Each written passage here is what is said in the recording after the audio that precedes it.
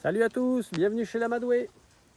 Alors comme je vous l'ai dit dans une vidéo précédente, je continue l'éducation des deux petits qui sont là. Donc la petite femelle un peu stressée, elle vient de se faire cracher dessus. On a le petit mâle au licol, donc tous les deux ils mettent le licol facilement. Et là comme ils ont peut-être, ils vont peut-être aller dans une nouvelle famille. La personne voulait qu'ils soient tondus avant. Donc on est mi-avril, il fait encore un peu frais la nuit, mais voilà, ça va aller, on va pas les tondre là demain. Mais du coup, je continue leur éducation, et notamment l'éducation au toucher. Alors là, je viens à l'instant, juste avant de démarrer la vidéo, de lui mettre le licol. Ici, les vidéos, vous le savez, c'est en direct, sans montage, sans trucage, sans filtre et sans maquillage. Alors les filles et donc on va voir comment on fait. Alors, bon, moi j'ai pas 20 ans d'expérience, je m'appuie sur la formation que j'ai faite avec Marty McBennett de Camel Dynamics. Oui, c'est bien.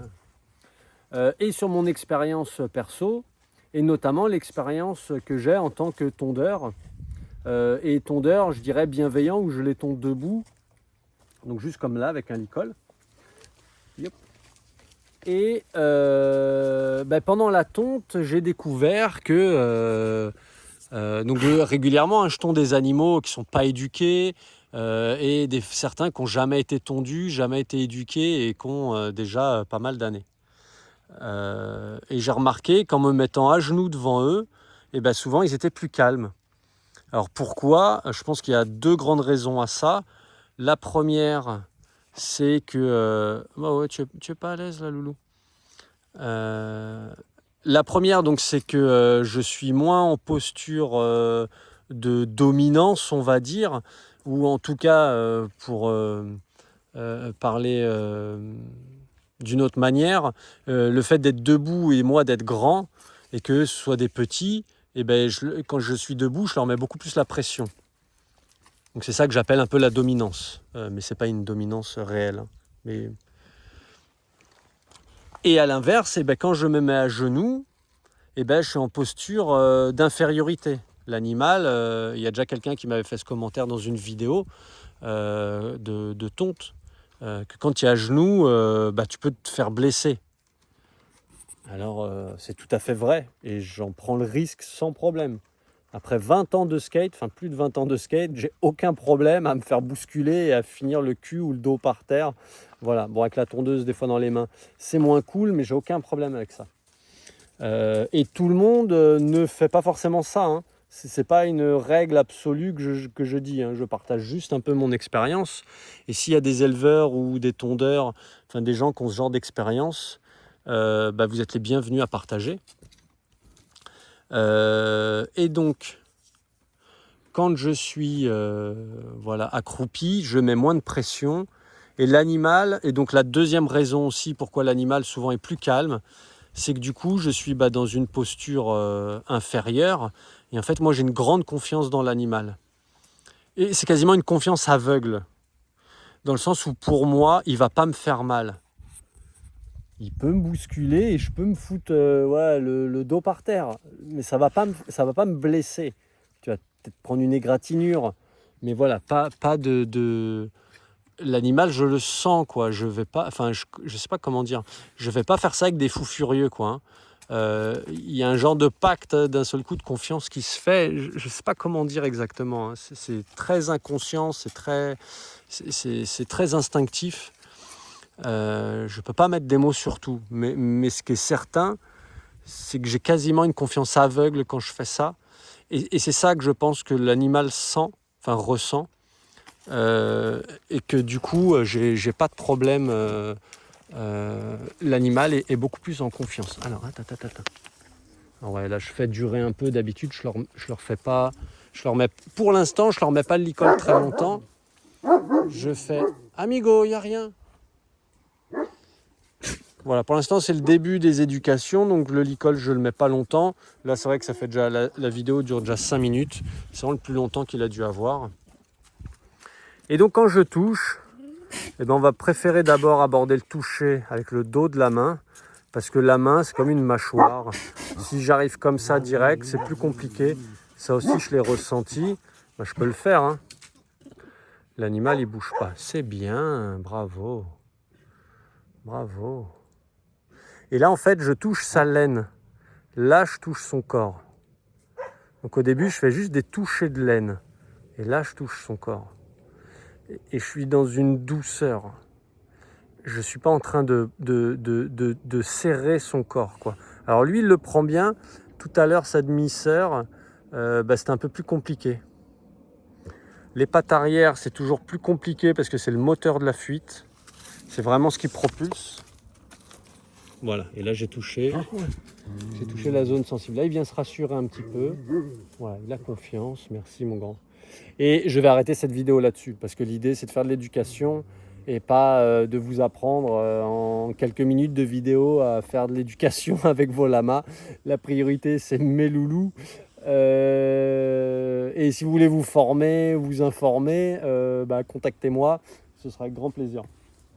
Allez, je vous quitte là-dessus. Je vous fais des gros bisous. Oui, toi, je te mets la longe sur le dos. Hop, voilà. Et comme ça, tu fais ta vie.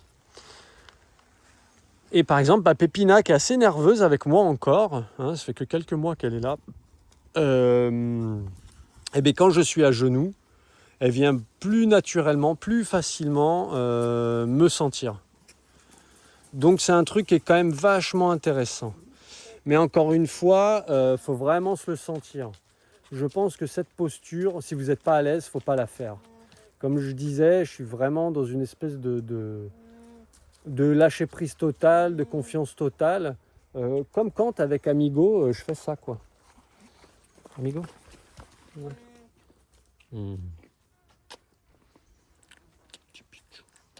Je sais plus, il y a quelqu'un qui m'a dit un jour, mais t'as pas peur qu'il me morde? Je dis, bah non, parce qu'on s'aime, et il n'y a pas de souci. Et tout à l'heure, il était au sol, je lui faisais un câlin, donc exprès, je l'ai retourné vraiment sur le dos pour qu'il... On refait, mon gros. Allez, voilà. Donc bien évidemment, les animaux ont des signes de malaise ou d'inconfort. Allez, Trix. Et voilà, et j'ai aucun problème à faire certains trucs. Ouais. Et mais il faut se le sentir. Si on ne le sent pas, ça sert à rien de faire du mimétisme, d'essayer d'imiter des gens. J'ai envie de dire, il faut avoir un peu son propre ressenti, c'est ça qui va compter. Si on n'est pas à l'aise, il ne faut pas le faire, il faut faire un truc avec lequel on est à l'aise. Bien sûr, on peut essayer un petit peu et puis voir ce que ça donne. C'est pas parce que qui ne sait pas, ne sait pas. Par exemple, là, voilà, je crois rester au sol. Lolotte, elle est derrière, le chien il est au-dessus de moi. J'ai aucun problème. Là, il vient me sentir. J'ai aucun problème. J'ai aucune peur, zéro appréhension, rien du tout, quoi. Là, ils ont toutes les pattes comme ça.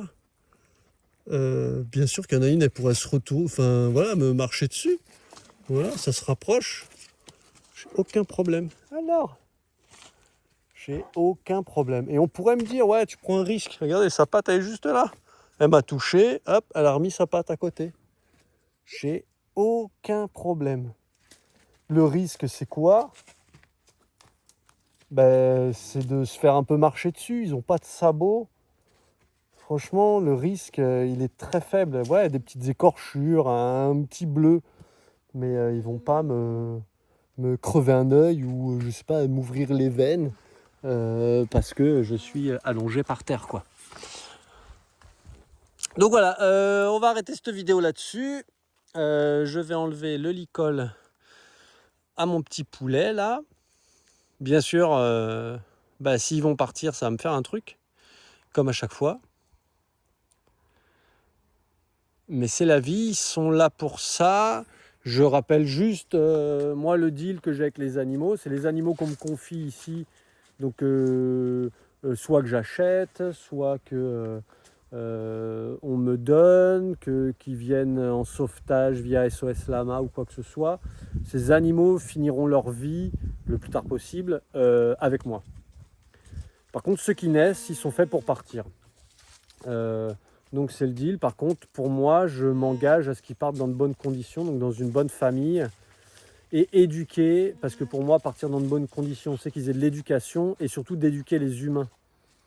Donc à chaque fois, la personne qui vient acheter un loulou ici, elle passe un certain temps avec moi à être formée, suivant son niveau d'expérience, et surtout commencer à contacter l'animal, quoi. Moi, j'ai pas envie de débarquer un jour, donc de mettre un licol plus ou moins en force à un loulou qui n'est pas éduqué. Hein. Quand on achète un lama au sevrage, et je répète, hein, je rappelle, le sevrage, c'est 7 mois minimum. Quelqu'un m'a contacté, il m'a dit qu'il avait acheté des lamas à 5 mois. Ouais, ils étaient sevrés. Bah non, ils n'ont pas été sevrés à 5 mois, quoi. Ils ont été sevrés de force, mais c'était pas un vrai sevrage, quoi. Bref, voilà, pour moi, partir dans de bonnes conditions, c'est être éduqué, éduquer les futurs propriétaires. Je veux pas arriver, monter le petit en force dans le camion, arriver chez les gens, enlever le licol, et hop, envoie le chèque et démerde-toi, quoi. Moi, ça, c'est pas du tout OK.